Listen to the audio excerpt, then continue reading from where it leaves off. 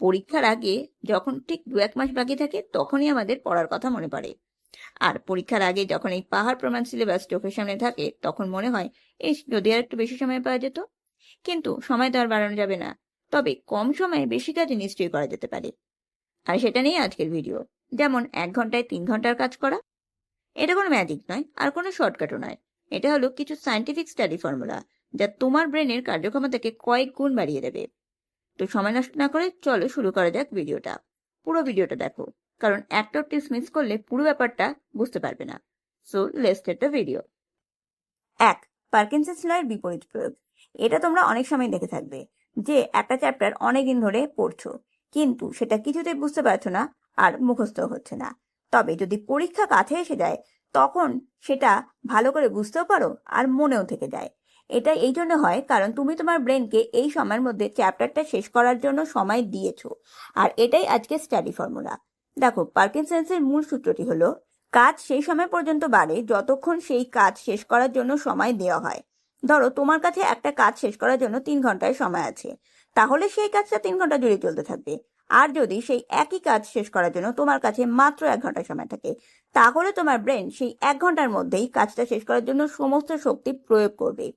মানে তুমি যদি 3 ঘন্টার কাজ 3 ঘন্টায় শেষ করার জন্য লক্ষ্য নির্ধারণ করো, তাহলে তোমার ব্রেন সেই সময়ের মধ্যেই সেই রকম মনোযোগ আর গতিতে কাজ করবে।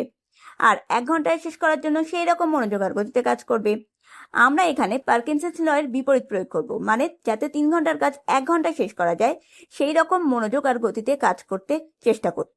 আর এটাই আজকে স্টাডি ফর্মুলার মূল কৌশল। একে বলা হয় সময় সংকোচন বা টাইম বক্সিং। প্রথমে তোমার 3 ঘন্টার কাজটাকে বেছে নাও। হতে পারে সেটা একটা বড় চ্যাপ্টার পড়া বা 10টা ম্যাথসের প্রবলেম সলভ করা। এবার নিজেকে একটা ডেডলাইন দাও, ধরো 60 মিনিট। এবার মস্তিষ্ককে বলো এই কাজটা শেষ করার জন্য আমার কাছে আর কোনো বিকল্প সময় নেই, মাত্র 60 মিনিটই আছে। এই সময় তোমার মধ্যে একটা হাইপার ফোকাস স্টেট, মানে যাতে খুব বেশি মনোযোগ নিয়ে কাজ করতে পারো এরকম একটা অবস্থা তৈরি হয়। দেখো, যখন সময় খুব কম থাকে তখন মস্তিষ্ক নিজেই বুঝতে পারে যে তার কাছে অযথা সময় নষ্ট করার মতো বিলাসিতা নেই। ফলে ব্রেন স্বাভাবিকের চেয়ে 3 গুণ বেশি মনোযোগ দিয়ে কাজ করতে শুরু করে। আর এই চাপই তোমার মধ্যে এক ধরনের পজিটিভ অ্যাড্রেনালিন রাশ তৈরি করে, যেটা তোমাকে খুব তাড়াতাড়ি সিদ্ধান্ত নিতে আর কম সময়ে বেশি আউটপুট দিতে সাহায্য করে। এখন নিখুঁতভাবে কাজ করা আর সম্পূর্ণ কাজ করার মধ্যে পার্থক্য বোঝো। 3 ঘন্টা সময় থাকলে আমরা প্রায় কাজটাকে নিখুঁতভাবে করার চেষ্টা করি, যেটা সেই অতিরিক্ত সময়টাকে নষ্টই করে। কিন্তু 1 ঘন্টা সময়সীমা থাকলে তুমি নিখুঁতভাবে কাজ করার চিন্তাটা বাদ দিয়ে দাও। কাজটা সম্পূর্ণ কিভাবে করতে পারছো সেটার দিকেই মনোযোগ দাও। ফলে তুমি প্রয়োজনীয় কাজগুলোর দিকেই মন দাও আর অপ্রয়োজনীয় কাজগুলো এড়িয়ে চলো, যা তোমার কাজের গতি বহুগুণ বাড়িয়ে দেয়। এই স্টাডি ফর্মুলাটা মানার সময় দেখবে যাতে সময়টা ছোট ছোট অংশে ভাগ করে নিয়ে কাজটা করতে পারো। আর হ্যাঁ, মাঝে 5 মিনিটের ব্রেকও দাও, যাতে মস্তিষ্ক বিশ্রাম পায়, কারণ এই সময় মস্তিষ্ক বিশ্রাম পেলে পুনরায় শক্তি সঞ্চয় করতে পারে। এই পদ্ধতিটা তোমার মস্তিষ্কের ওপর একটা স্বাস্থ্যকর চাপ তৈরি করে, যা তোমার মনোযোগটা বাড়িয়ে দেয় আর তোমার কাজের ক্ষমতাটাও খুব ভালোভাবে বাড়িয়ে দিতে সাহায্য করে। 2. Eisenhower matrix. আগের পয়েন্টেই বলেছি যে ইম্পর্টেন্ট কাজ করাটা আগে দরকার। আর যখন তোমাকে 3 ঘন্টায় 1 ঘন্টার কাজ করতে হবে, তখন যেহেতু সময় তোমার কাছে কম, তাই আগে ইম্পর্টেন্ট কাজটা খুঁজে বের করো। আর সেজন্যই তুমি সকালে ঘুম থেকে উঠে কিংবা আগের দিন রাতেই তোমার কাজের একটা লিস্ট তৈরি করো। আর সেগুলোকে গুরুত্ব বা ইম্পর্টেন্স আর জরুরি ভিত্তিতে 4টে ভাগে ভাগ করে নাও। 1. গুরুত্বপূর্ণ আর জরুরি। এই কাজগুলো অবশ্যই 1 ঘন্টার সেশনের মধ্যে সবচেয়ে আগে করো, কারণ এগুলো তোমার 3 ঘন্টার কাজের প্রধান অংশ। যেমন ধরো, তোমার সবচেয়ে আগে যেই সাবজেক্টের এক্সাম আছে, কিংবা কালকে সেই সাবজেক্টের ওপর কোনো ক্লাস টেস্ট আছে, বা প্রাইভেট টিউটরের কাছে কোনো একটা ছোট টেস্ট আছে, সেটা আগে পড়ো। 2. গুরুত্বপূর্ণ কিন্তু জরুরি নয়।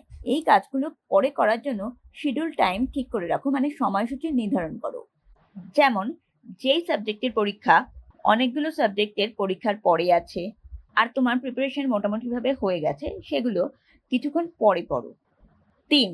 জরুরি কিন্তু গুরুত্বপূর্ণ নয়। এই কাজগুলো বাদ দাও বা কম গুরুত্ব দাও, কারণ এই কাজগুলোর সাথে তুমি যে এখন গোল সেট করেছো তার কোনো লিঙ্ক নেই।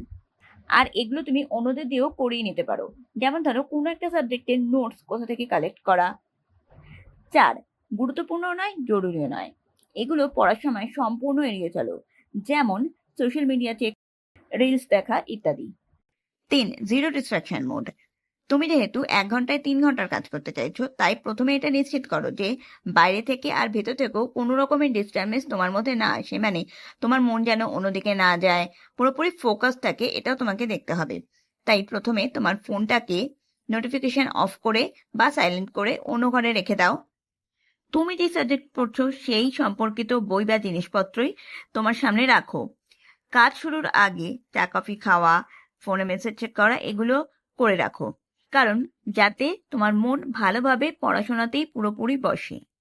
এই টিপসগুলো আর ভিডিওটা যদি তোমাদের ভালো লেগে থাকে তাহলে প্লিজ ভিডিওতে লাইক, কমেন্ট, শেয়ার করে চ্যানেলটা সাবস্ক্রাইব করে পাশে থাকা বেল আইকনটা টিপে দিও। Thank you.